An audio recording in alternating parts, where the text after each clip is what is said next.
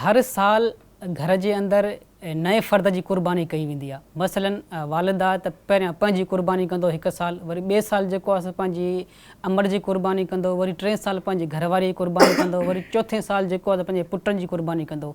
त ईअं करणु कीअं इरशाद फरमाईंदा इन हवाले सां? क़ुर्बानी जेको आहे उहो मर्द औरत जेको बालिग़ मुक़ीम हुजे ऐं साहिब निसाब हुजे सभिनी ते फ़र्ज़ु आहे। सो जेको असांजे घरनि में आम तौरु इहो हलंदो आहे जो वारे वारे ते क़ुर्बानी था कनि या हिकु ई जानवर सभिनि जे तरफ़ां क़ुर्बान था कनि, इहो तरीक़ो जाइज़ नाहे।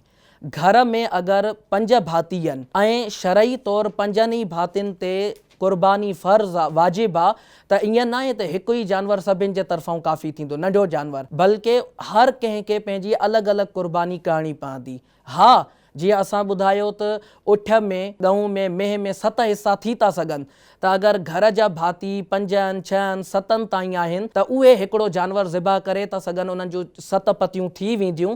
ख़ुलासे कलाम इहो जो घर जो हर फ़र्द, तोणे उहो मर्द हुजे तोणे उहा औरत हुजे, बालिग़ हुजे ऐं उहो साहिब निसाब आहे, त हर कंहिंखे पंहिंजी क़ुर्बानी अलॻि अलॻि आहे। सिंधी सोशल मीडिया पेज खे लाइक कयो, फॉलो कयो ऐं शेयर कयो।